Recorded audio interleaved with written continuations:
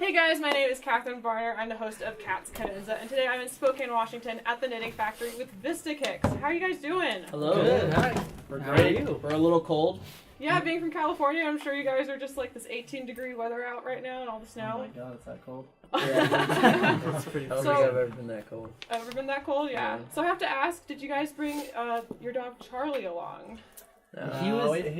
He was at the first few shows. We kind of left him back in California, Yeah. so we're still working him into like the tour life. Uh-huh. He's just kind of like young still, and So is he gets worn out pretty fast. So we don't want to drag him through. When he gets older, we'll start bringing him more. But So is it the band dog or Oh, yeah. Yeah, or totally. an individual dog? no, we Pony? got him. We kind of just dog. went in. There was a family down the street from where we lived that was just giving him away, and we kind of just adopted him. Nice. So yeah. Well, to start off, can you guys go around and introduce yourselves Sure. and talk about I'll your go part first. in the band? I'm Trevor. Hello. I'm Sam. Oh, I play bass. Sam plays guitar. Guitar, sing. I'm Derek. I sing and play guitar and piano. I'm Nolan, and I play lead drums. Great. Well, thank you guys for sitting down with me Of course. today. So, speaking of touring and possibly touring with your dog sometime, you guys are on tour with Bad Sons. How has that been so far? Awesome. Fantastic. It's It's been been great. great. Yeah, Very good. they're such a Yeah. good band, and just to watch them play every night, they have such a awesome running, like well polished show. Like it almost seems flawless, and it's really inspiring for us to step up our game. They have a good fan base too. Their audience is very engaging and friendly and fun. That's been cool. They've been very welcoming to us, which is nice. So How did you guys end up touring with them? I've been friends with Christo, the lead singer, for a while now, probably damn near 10 years. And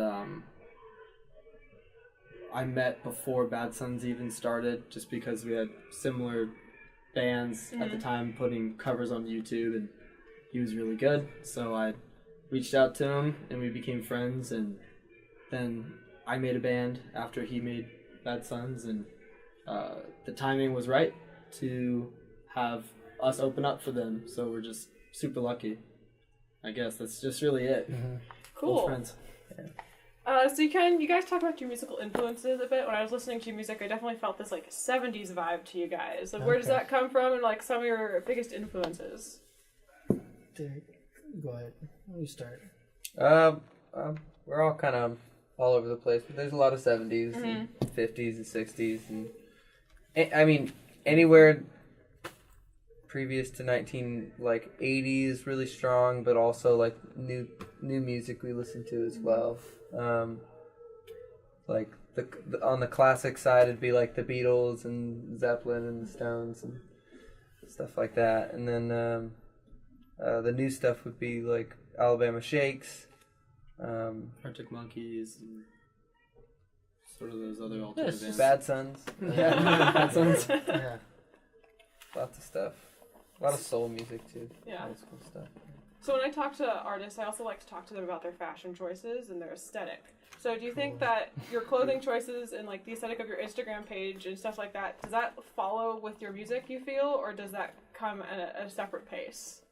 It's just what we have. I think it's just what we have. Yeah, I mean, somewhere. we kind of like, we're very like oldies inspired, obviously, but we're just really into like, guys like Bob Dylan and the band, and we think they look cool, and I guess we're just kind of like, Yeah. get inspiration from that, and then it's not like we're trying to dress like those guys or anything, but I don't know. Kind of. It's just kind of. I mean, we're trying to look half good. and half. Trying to look good. and those guys look good, we think, I guess. So No- we're like, yeah. just like those guys. Nothing too gimmicky. Nothing like we're not. Like, Yeah, we don't label ourselves as like like when people go, which genre? Like, oh, we're like a 70s, like, 80s inspired sub, whatever. It's just, And we're no Elton Johns. Like we don't walk around with sparkly glasses Yeah. or anything. Anything that like we like that's comfortable, that looks presentable, I guess, is what would be good. Like, I don't know, looking sharp on a good date. Yeah. And it changes too, I guess, naturally. I think just with what we listen to, what we do in our daily lives and as a band, like, it's kind of changed if you look at our past of how we used to dress and how we used to look in the music we used to start playing with, and then it kind of just changes naturally. So it all kind of goes hand in hand. So after this tour, what is the band's next biggest goal? World domination. Every band's biggest goal, world domination? No, we're going over to the UK, and we're going to be playing a lot of shows, a lot of festivals, and meeting a lot of people. So we're just trying to I guess a goal would be just to align ourselves in a way where we can,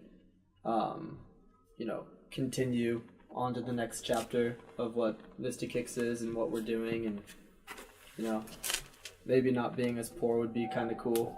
But, we have fun. We all live together, and we all kind of dropped out of school together and have done it, and we're now starting to get a fan base and be able to have enough people listen to our music to the point where, we can do it as our job.